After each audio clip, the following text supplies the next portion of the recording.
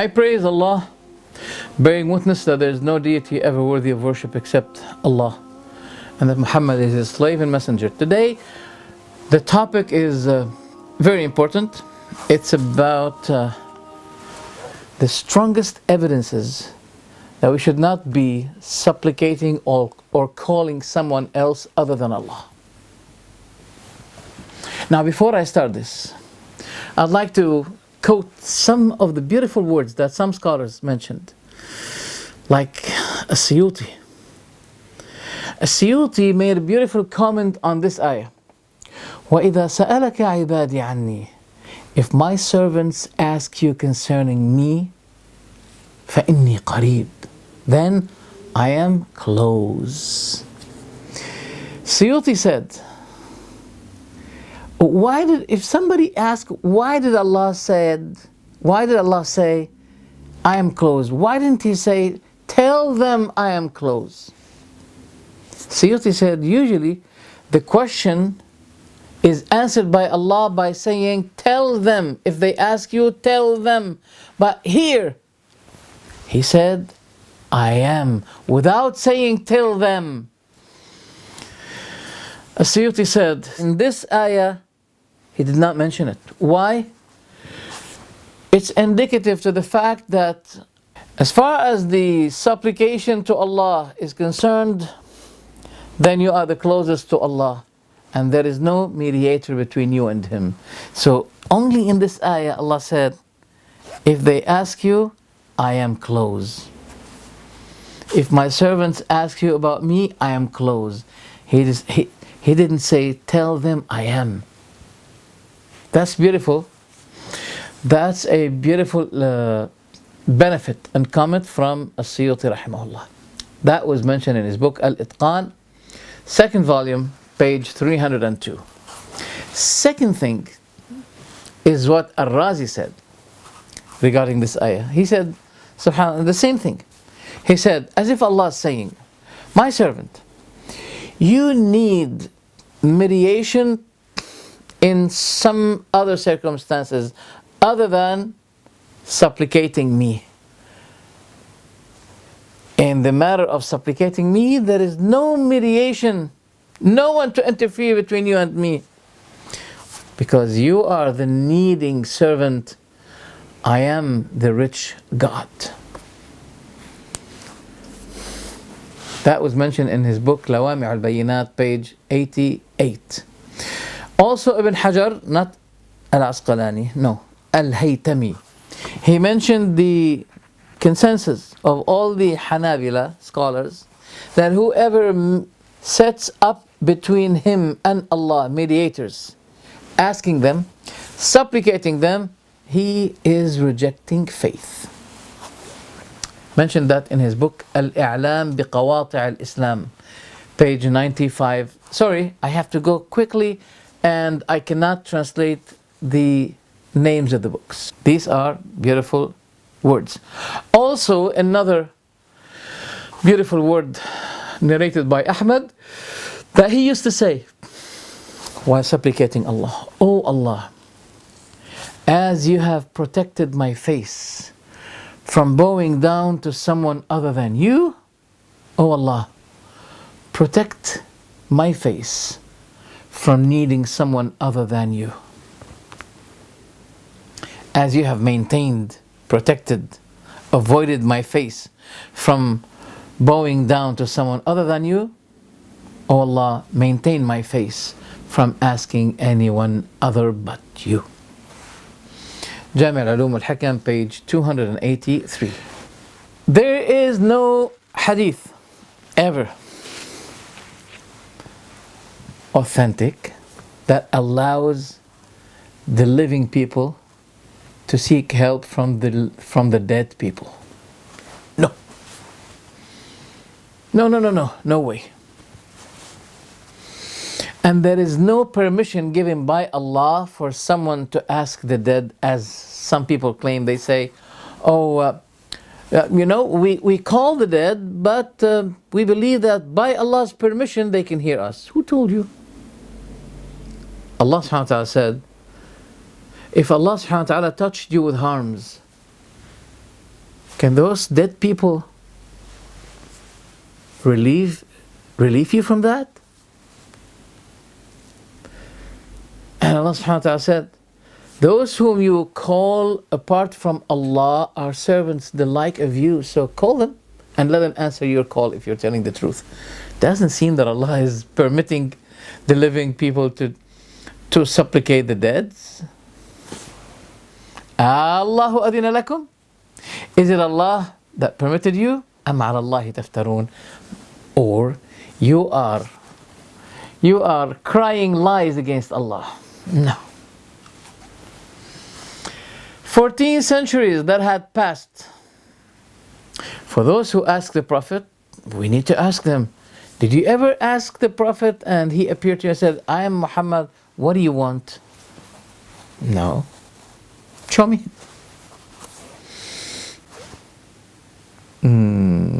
If you say that, you're making yourself companion. Because the Prophet had appeared to the companions. And companionship, Sahaba as we say in Arabic, it's been finished. Terminated by the termination of the Prophet's life. If you claim that Allah permitted the living people to ask the dead, I said, why didn't the companions do that to the Prophet?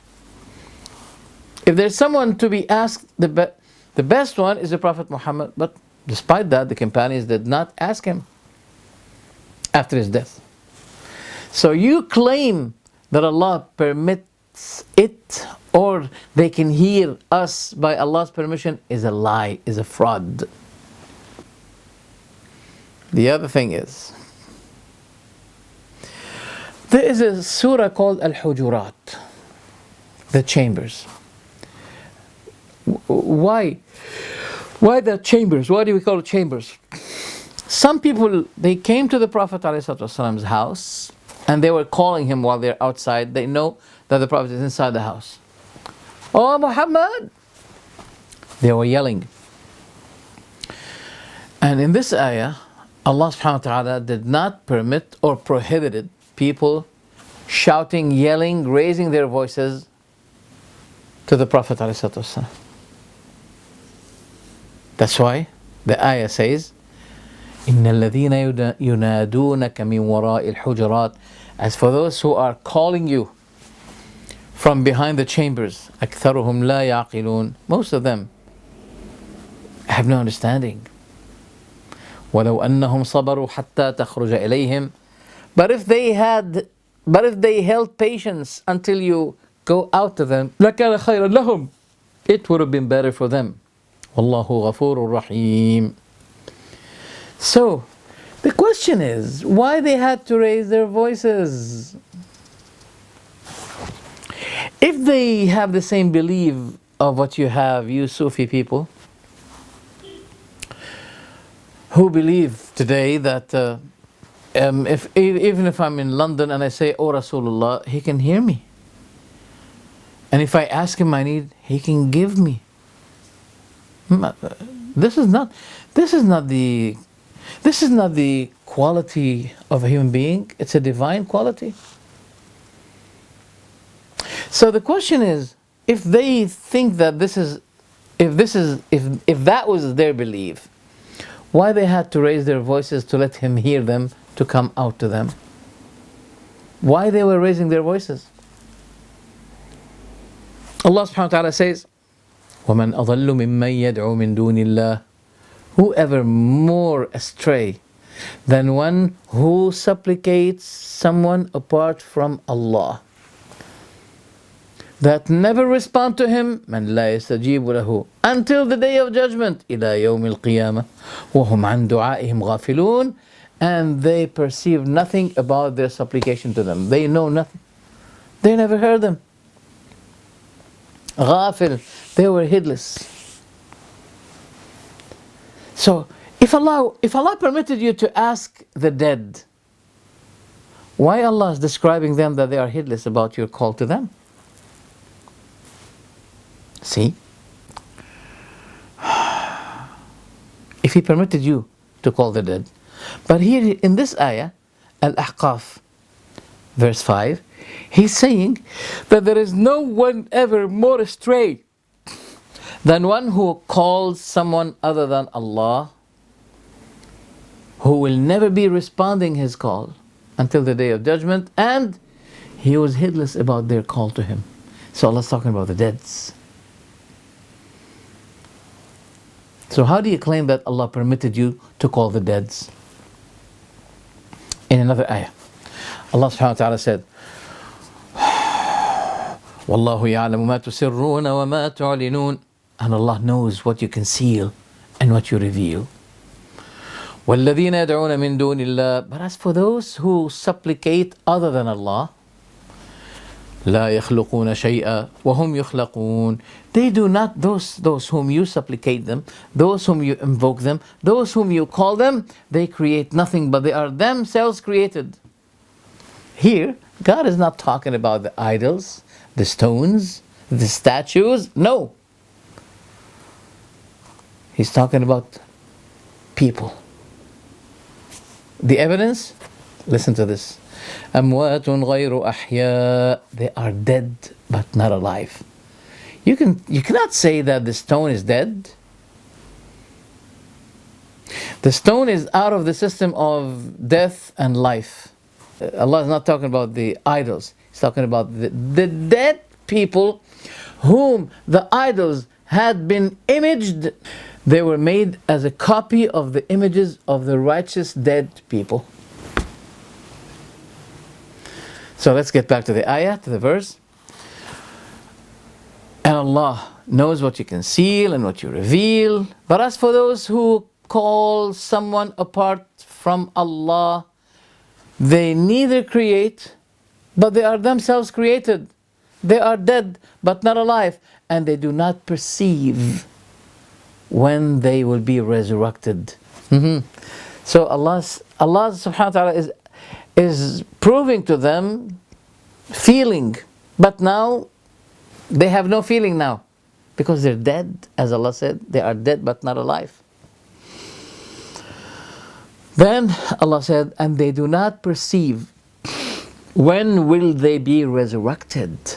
That means Allah is proving that they will be resurrected. You can't say that Allah is going to be resurrecting the stones. No way. So Allah is talking about righteous dead people, whom the living people kept supplicating them and asking them apart from Allah. Question is asking the dead is the way of the believers? No.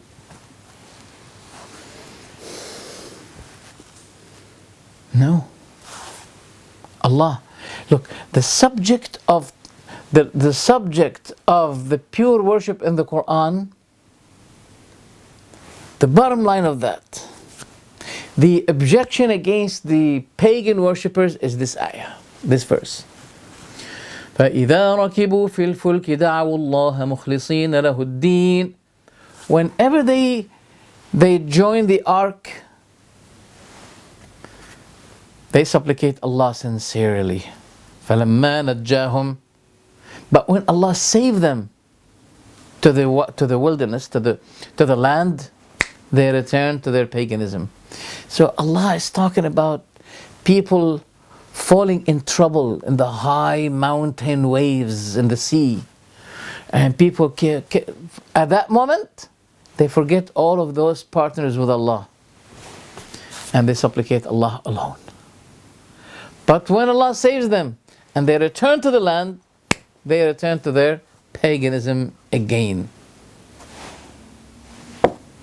That is why our model of guidance, a leader of guidance, is Ibrahim. In English they call him Abraham. Ibrahim alayhi salam. When he saw the paganism with his own community, he approached them, asking them, do they hear you when you call them? Or do they give you any benefit? Or save you from any harm? Do they give you benefit? Do they remove harm from you? Do they hear you when you call them? They said, it's only we worshipping what our fathers used to worship. He said, do they hear you when you call them? But after that, he said, do you see those whom you worship? They are enemies to me, except Allah, the Lord of the worlds. So first he said, do they hear you when you call them? Then he said, do you see those whom you worship them? Calling the dead is a matter of worship. Who said that? Ibrahim. Who quoted it? Allah in the Quran. Therefore, he who does not differentiate between the living and the dead will be opposing the Quran. Absolutely.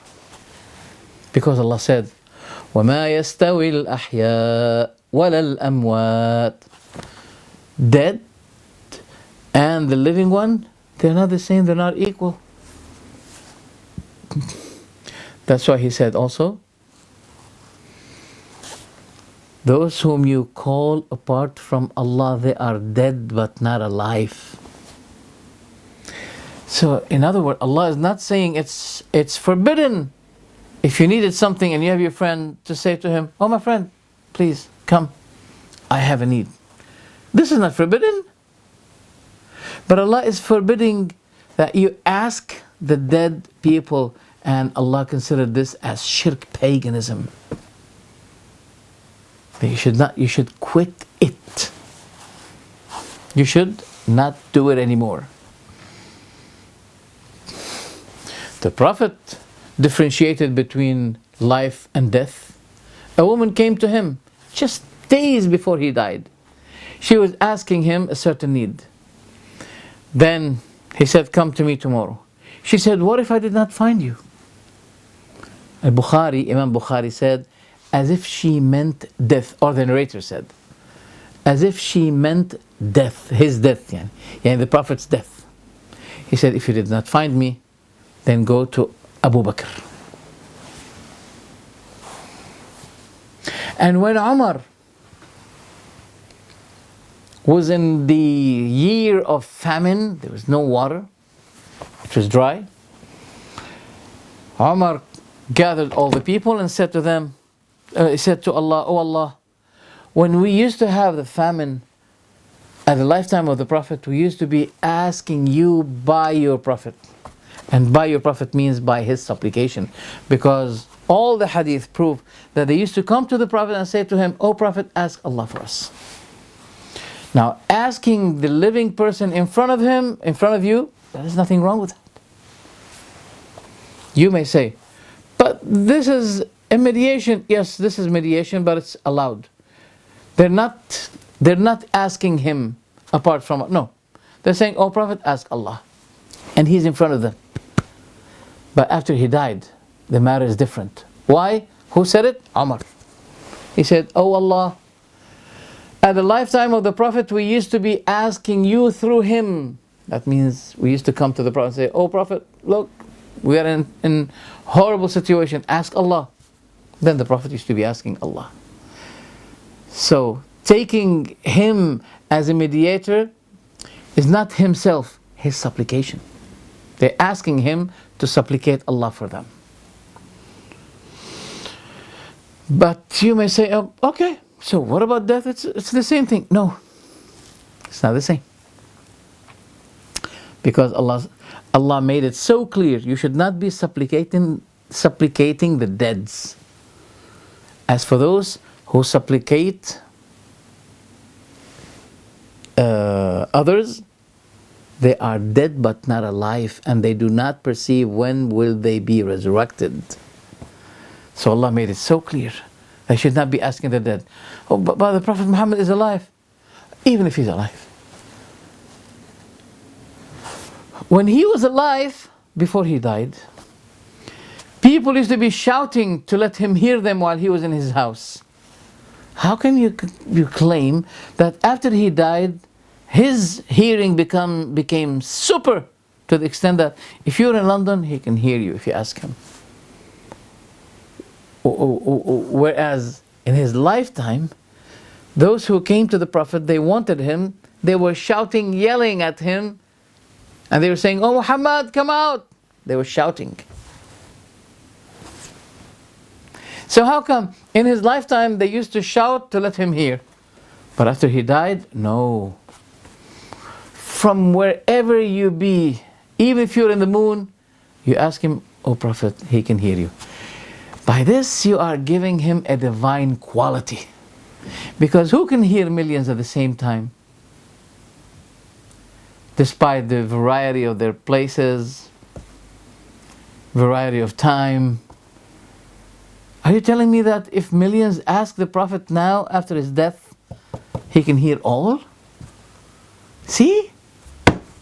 This is how you're making a human being equal with Allah. Because there is no one that have this kind of quality except Allah. So, those who are seeking help from the dead people, they are making Allah similar to His creatures. The issue of the dead righteous people was the center, the beginning of paganism. The righteous people of Nuh died. People were very sad for their death. The devil whispered to them, "Make images for them so that you can see them how they used to be worshipping God." Make a picture. They're going like that. So these pictures encourage you to worship God Almighty. They did it. The next generation, the devil whispered to them, "Your fathers built those images and statues and idols because they used to worship it. So worship it." That is why Ibn Hajar, the commentator of Bukhari, said, وَقِصَّةُ الصَّالِحِينَ, and the story of the righteous people was the beginning of worshipping the righteous people in the time of Nuh. And that is why in Islam, two things are forbidden: to make images. Second, to raise the graves. The grave should not be raised more than that, like this. So people, as they are coming, they don't step on the grave because it has a sanctity, a respect, a value still. So the Prophet didn't allow that we step over the graves. So that's why if we raise it just a little bit like this, so we can know that there is a grave here, so we don't step upon it. But more than that, no way. It's not allowed. It's not permitted. That is why the Prophet ﷺ, according to Sahih Muslim, the Prophet used to be ordering the graves not to be built, not to build anything over it, and to be exactly just like the land, but even a little bit to raise it, just for the purpose I told you. It was narrated in Al-Musannaf for Ibn Abi Shaybah that Uthman ibn Affan used to be making the graves equal to the earth, just like that, except a little bit tasneem, we call it. And he said the Prophet used to be ordering us to do that. And this narration, narrated by Abdullah ibn Sharhabil ibn Hasanah, he said, I saw Uthman ordering people to make the graves equal to the earth like this. That's why Amr ibn Sharhabil, he said at his death time, don't raise anything over my grave, because I saw the Muhajirin, the companions of Rasulullah, used to be hating this. Ali ibn Abi Talib, he said to Abu al-Hayyaj al-Asadi, "O Abu al-Hayyaj, shall I send you with the same mission that the Prophet sent me with?" He said, "What?" He said that you do not leave any image, but you break it. nor do you see any raised grave, but you make it equal to the earth. This is Islam. Now let's begin with the evidences from the Quran. The first evidence, if you remember, when Allah said, whenever they join the ark, they supplicate Allah sincerely. But when Allah saves them to the land, they return to their paganism. And the other evidence is what I mentioned, that Ibrahim was saying to his people regarding those idols, do they hear you when you call them? Or do they benefit you? Or harm you? They said, no, this is what we found our fathers worshipping, doing. In another ayah, he said in Surah Maryam, I isolate you, I keep myself away from you, and those whom you supplicate, call apart from Allah. But I call my Lord. Then right after that, the next ayah, the next verse, Allah said, so when he kept himself away from them and the things they worship. Look, Ibrahim said, I isolate you and those whom you call. Then Allah said, so when he isolated them with what they worship. So calling the deads is a matter of worship. No wonder when the Prophet said, ﷺ, "Ad-du'a huwa al-ibadah." This is authentic hadith. Supplication is a matter of worship. If it's a matter of worship, you should not be diverting this matter of worship to people. It should be done purely, sincerely, absolutely to Allah. I think you love the honey. Yes. Do you love the cheated honey? No. I like the honey to be pure. Okay. So Allah loves your worship to be as pure as the honey you love. It should be pure. Because when you penetrate, when you mix shirk with your worship, the worship is not accepted anymore. This is exactly like one who has ablution, and then if he goes to the bathroom, his ablution is no more valid. Likewise is the matter of sincere worship. When you intercept it or mix with it paganism, then your worship will be invalidated. Just like the losing of your ablution, you're losing your worship, because Allah does not accept of worship except what had been done sincerely to Him. And now we're talking about people who raise their hands up and asking someone other than Allah. This is against the concept of monotheism in Islam. So it's not only to believe that there's one God. No. But Islam is something greater than that. And that is, your practice of worship should be practically monotheistic. That is to worship Allah alone. And the Prophet said, supplication is worship. So that supplication should be only directed to Allah, not to anyone else.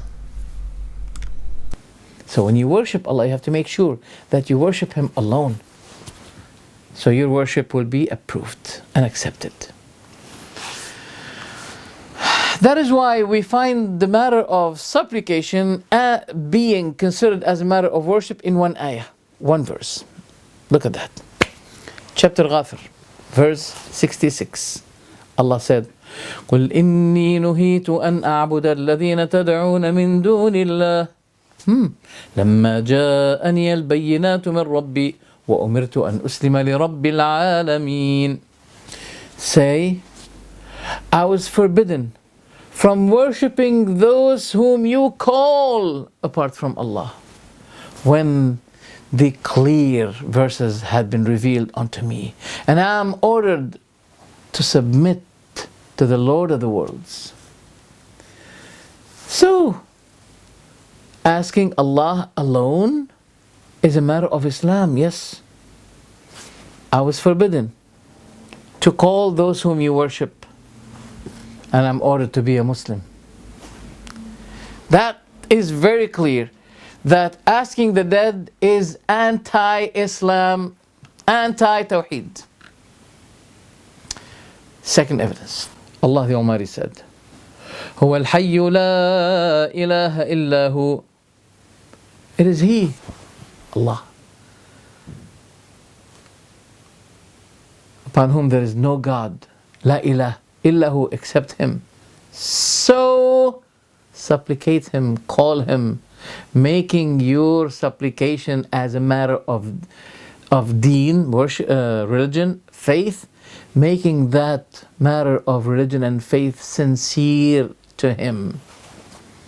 It is He, the living one, and upon whom there is no other God but Him. So supplicate Him alone, sincerely. That's very clear. Third evidence. Allah the Almighty said, Allah said in Surah Al-Zumar, فَاعْبُدِ اللَّهَ مُخْلِصًا لَهُ الدِّينَ. So worship your Lord, making your faith sincere to Him.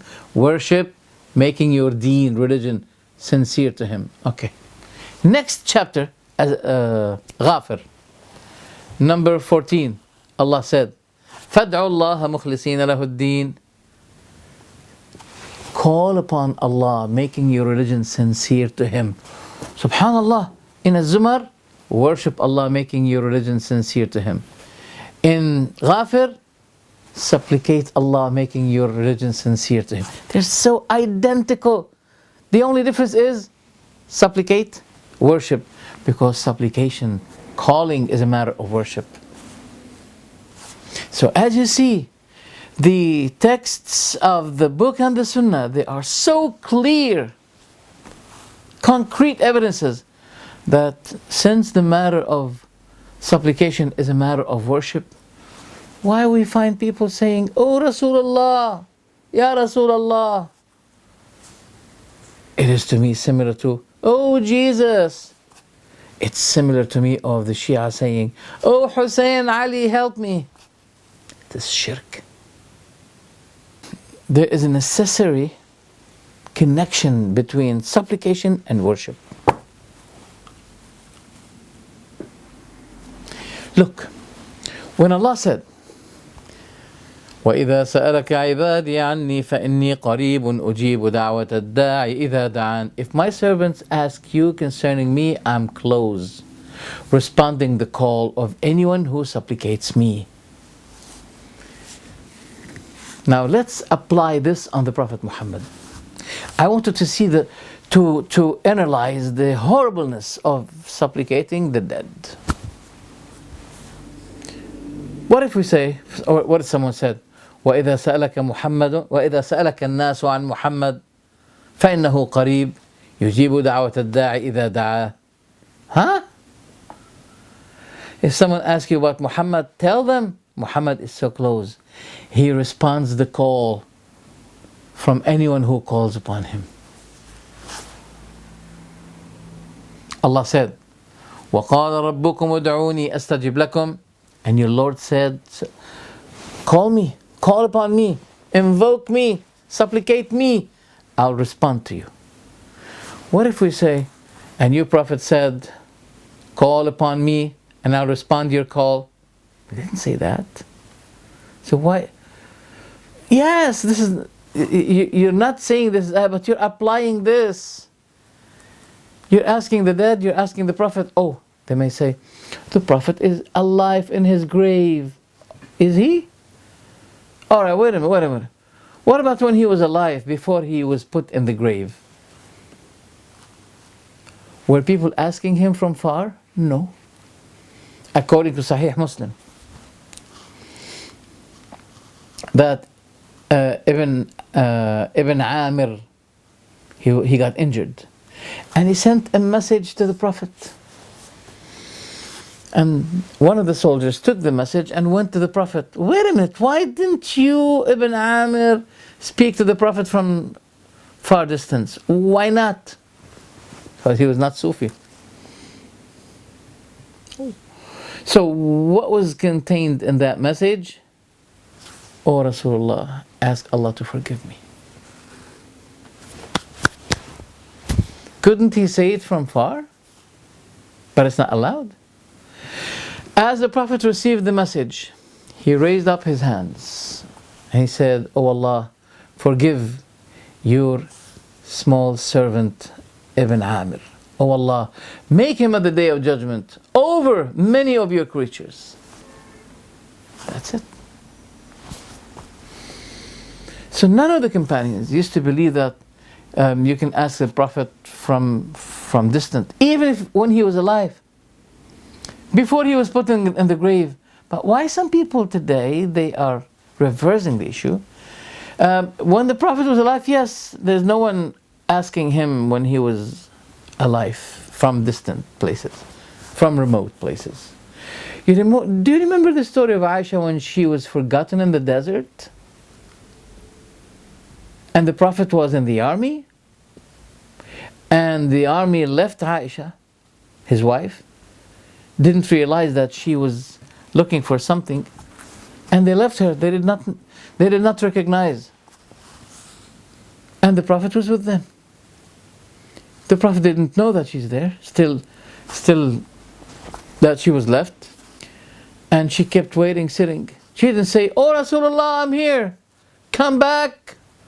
Bring back the army. I'm alone." No. She had to come back to Medina.